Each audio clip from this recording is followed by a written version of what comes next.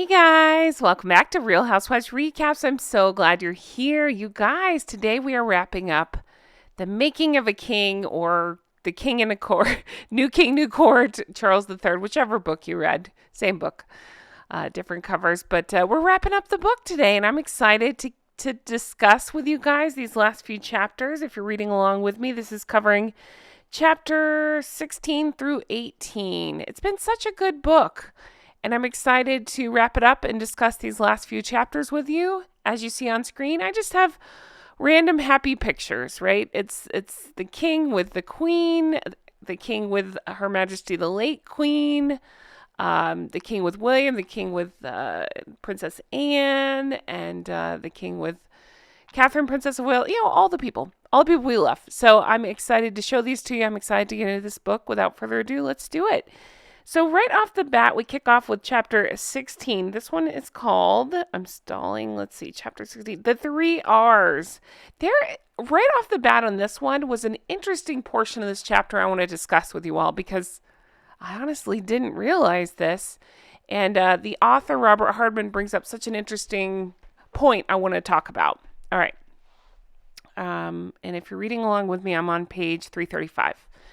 So Robert Hardman goes into the Commonwealth and how that works. Now, forgive me, I'm American. I understand the concept of it. I really don't know the logistics of it. So I found this part particularly interesting. I'm going to read it. We're going to talk about it. Here we go. Let's see here. So again, talking about King Charles, and it says in regards to the Commonwealth. And it says the organization is a paragon of unity compared to years gone by. So in 2018, for example, its members were unanimous in endorsing the then Prince of Wales, talking about King Charles, as future head. The role has never been hereditary. Did you know that? I didn't know that. The role of the head of Commonwealth. Didn't know that. Let's see. Elizabeth II was not appointed until the Indian Prime Minister. I will not attempt to say his name as fear of butchering it, but the then Indian Prime Minister sent a telegram of condolence on the death of her father, adding that he, quote, welcomed her as the new head of the Commonwealth. The other member states then followed suit. Prince Charles was deemed to have earned it for his services both to the Commonwealth and to the environment over the previous half-century.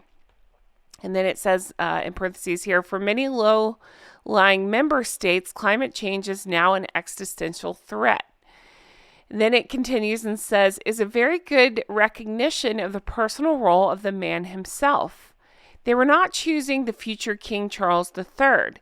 They were choosing Charles Windsor, in light of his long-term dedication both to the Commonwealth and to the planet, said one senior diplomat who was present. The view was that the job would still be his, even if, for whatever reason, he did not become monarch, or if he stepped aside from being monarch. It raises the intriguing, albeit highly improbable possibility that the king could one day cease to be sovereign of the United Kingdom, but continue as head of the Commonwealth. Did you know that? I didn't know that. That's so interesting to me. I like learning these tidbits like this. It sounds like it wouldn't happen, and they're pretty unanimous in their decisions, and they tend to follow suit. But that's just so interesting to me. I didn't realize that. Let me know in the comments if you knew that, that it's not hereditary to be head of the Commonwealth.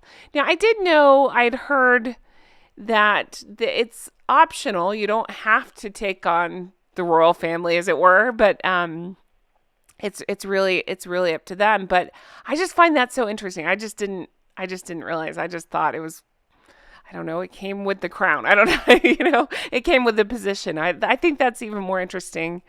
That's the case. All right. So moving on from there, let's get to page 338, because there was one other interesting portion that I want to touch on. This is about Harry and Meghan. And honestly, he gets into Harry a little further, but this is the last mention, I believe, of Meghan, the last one that stood out to me, last mention of Meghan. And it was very quick, and it was in regard to, the claims of those two, the ist words that they like to throw around.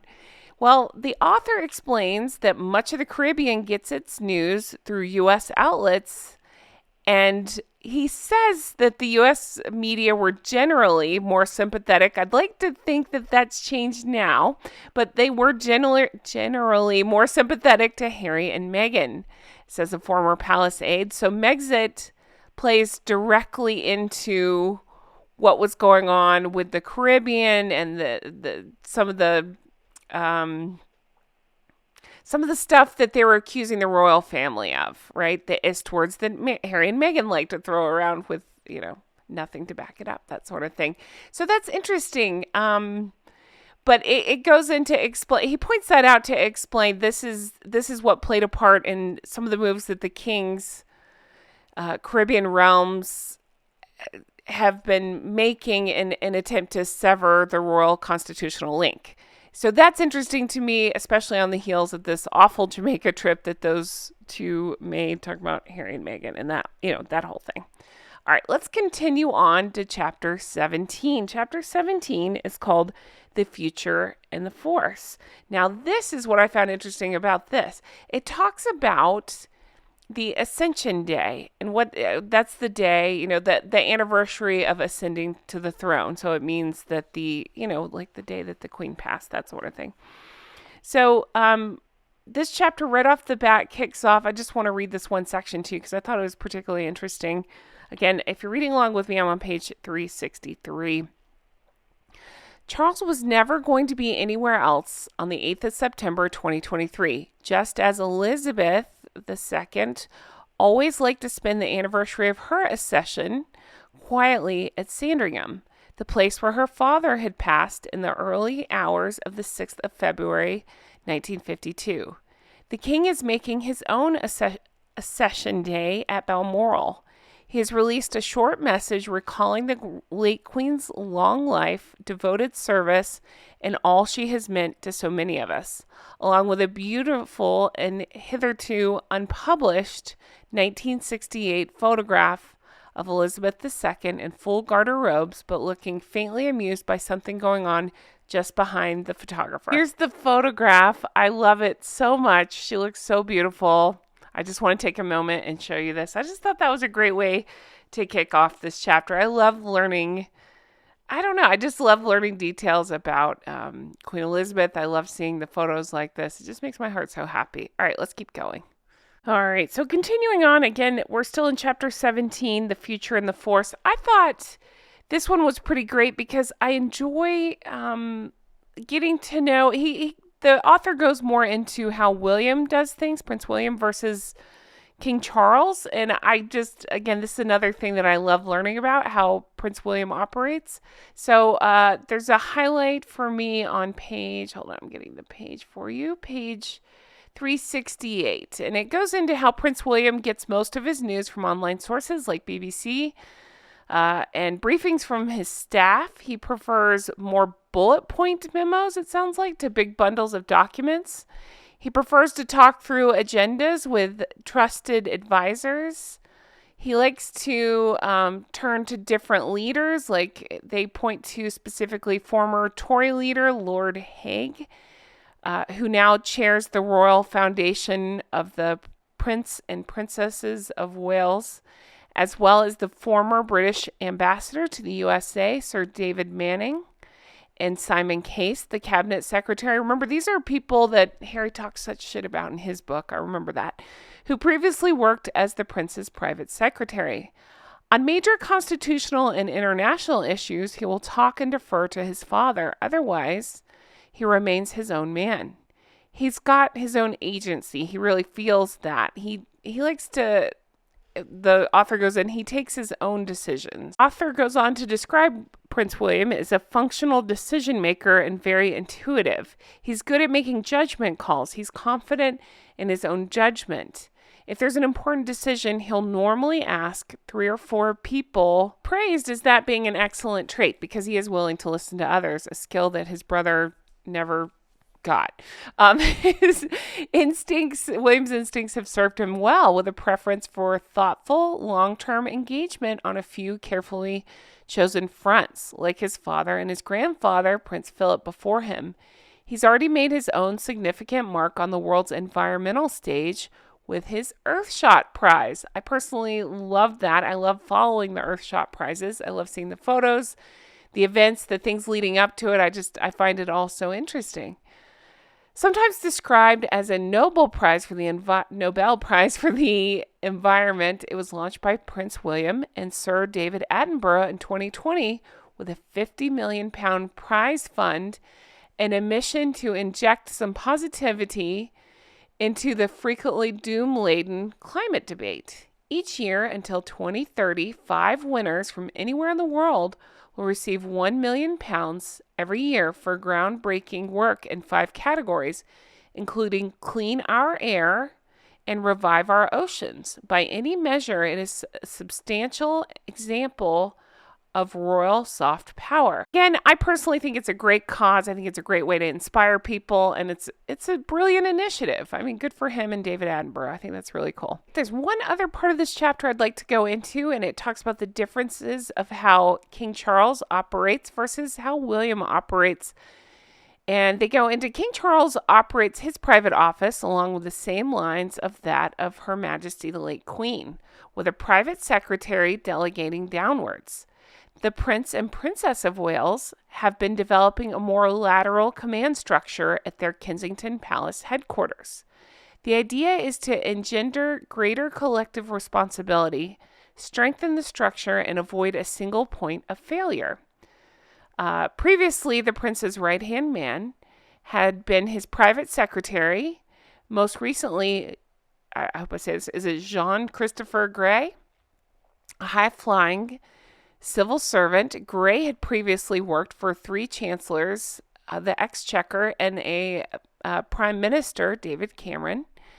He had arrived on loan from Whitehall. Anyway, it goes into that. I find it interesting to see the difference of how William operates, and Catherine as well, it sounds like, and how they're changing things a little bit, and versus how Her Majesty the late Queen and King Charles operates. While this is about King Charles and William, Prince of Wales, I can't help but think, oh, this sounds completely different to Hank and Skank, who are busy making people cry at their desks. Tell me you remember this. I bring it up as often as I can. This is a great place to bring it up.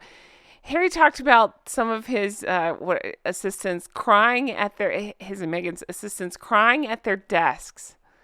And he chalked it up in Spare as they were upset because of the rift between the Fab Four. No, they were not. It was not that. It's because you two, talking about Harry and Meghan, are awful people.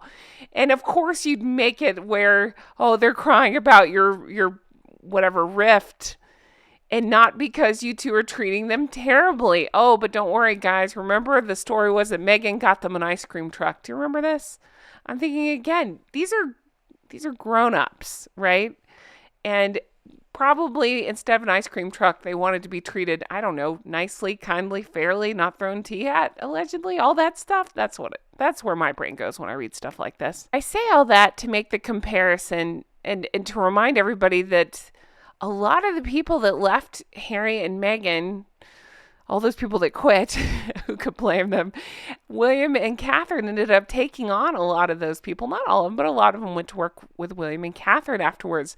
So can you imagine from crying at your desk because you have the world's 2 suckiest bosses, I don't know, and then going to work with William and Catherine where you can actually be heard and be part of the conversation and listen to, and it's not like a delegation all the time. It's a, hey, your thoughts are important too. Let's discuss this.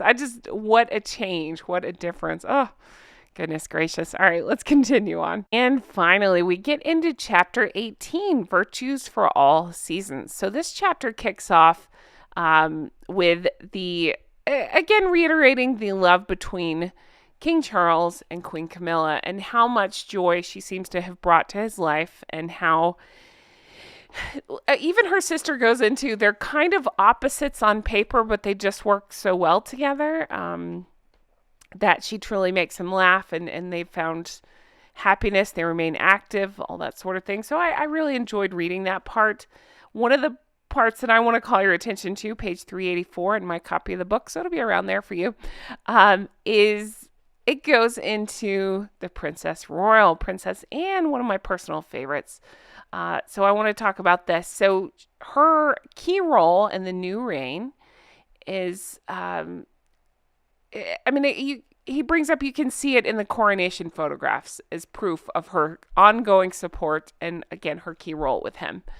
So while the king has the queen to his left, it's Anne, Princess Royal, who stands to his right side. One of the three members of the family who regularly performs investitures along with the king and the Prince of Wales. Princess Anne has also been added to the roster of senior royal mourners. So what that means is she can attend important world funerals if the Prince of Wales is unable to be there.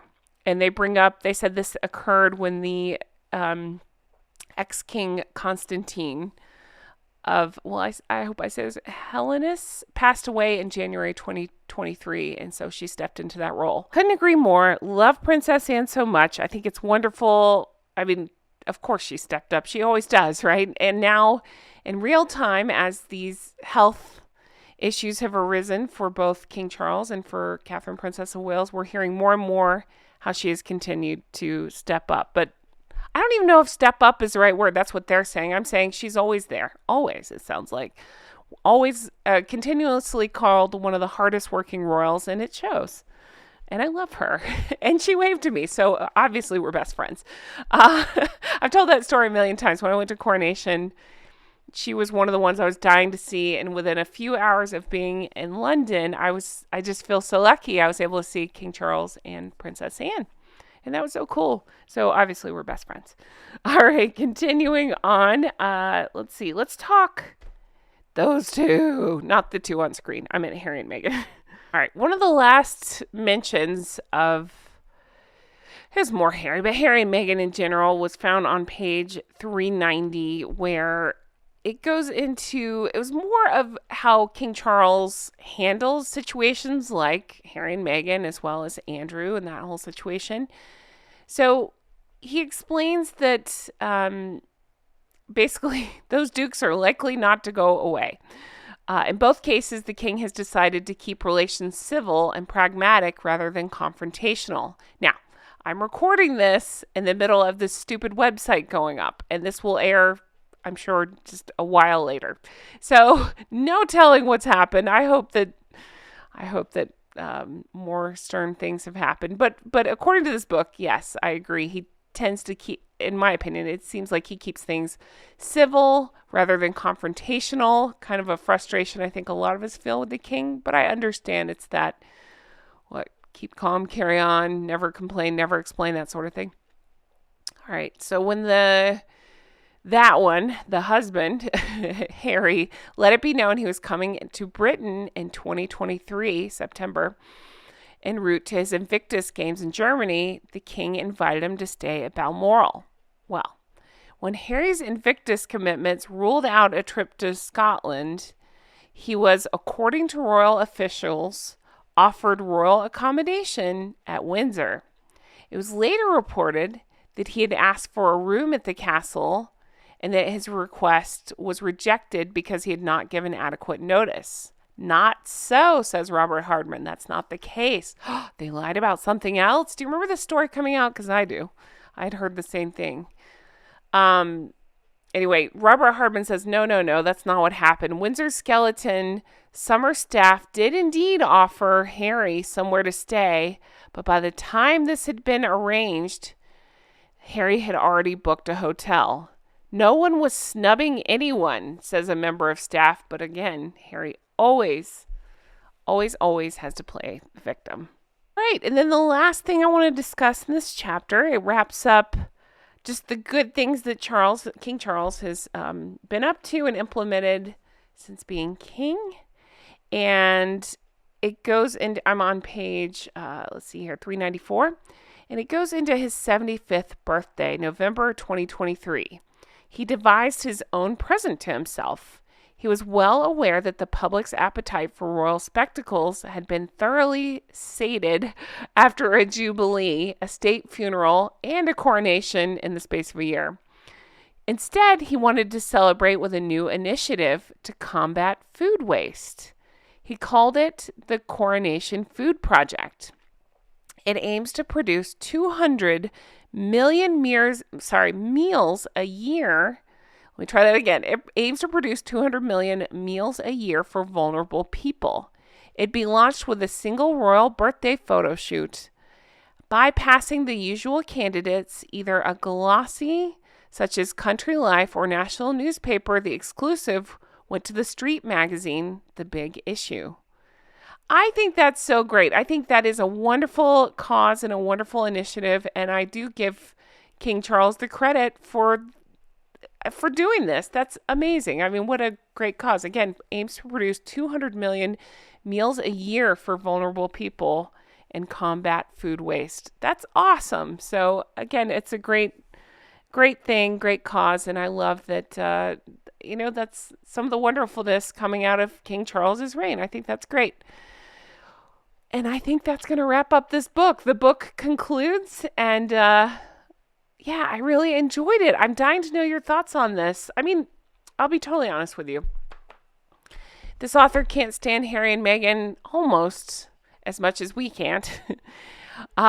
He definitely lays into them. I think it was chapter? It was that Headwinds chapter that we read, that it's probably the best. So if you're looking for juicy, I wish there was more juicy parts like that. If you just are over Harry and Meghan, you don't really care about that stuff, I get it completely. If you're just looking for a good read about King Charles and how he's doing things, then I would say this one's pretty great. I really did enjoy it. I had expected I would just skip to the Harry and Meghan parts, but I ended up reading the whole thing, and I did. I found myself enjoying it. There are some tedious bits. I had read that beforehand, and I kind of experienced that, and I'm very honest about that. I believe it was around, oh gosh, now I'm confused. Maybe chapter 4, something like, I might have it wrong, about the coronation seating and the logistics and stuff. I just found that a little bit okay, that's a lot of information, but otherwise a good read. If you're into audiobooks, he does narrate the book himself, and I enjoyed this one. I read this one on Kindle. I know a lot of people were having trouble getting copies of this book. Again, I got mine on Kindle. I've had others say they got theirs on Audible. So hopefully you're able to find a copy if that's something you were interested in reading. Now, I will put this all together and do one final super cut with all the, all my recaps together. If you're so inclined and want to listen to, I don't know, a couple hours of me talking about this book, please, by all means, I'll run that soon. Check that out. Otherwise, I'm going to leave it here. Thank you guys so much for being here. Thank you for reading along with me and for all your lovely comments along the way. Let me know if you read this book or if you're thinking about reading this book. Let me know your thoughts. And hey, if there's another book you want to cover, please leave that in the comments as well. I like to take breaks in between the books that I recap because it is so much work going through and making notes and all the stuff, but I'm happy to do it. So if there's another book, I'm looking for a juicy book. I want another revenge type book. I mentioned in another video, I started Brothers and Wives, but I was so disappointed because it wasn't pro Harry and Meghan, but it sure wasn't anti Harry and Meghan. I was like, ugh, I didn't love it. So like I said, I read a little bit of it and I got so turned off, I closed the book. I haven't opened since. So I'm looking for a juicy one. If there's one that you want to read, if there's one you can think of that's like revenge or one of those, please, or even Cordia's, that was really good as well. Let me know in the comments. I welcome it. And as always, thank you guys so much for being here, for all your love and support. I miss Her Majesty the late Queen. Seeing these pictures makes me miss her so much. But I hope you have the best day, and I will talk to you guys again soon. Take care. Bye-bye.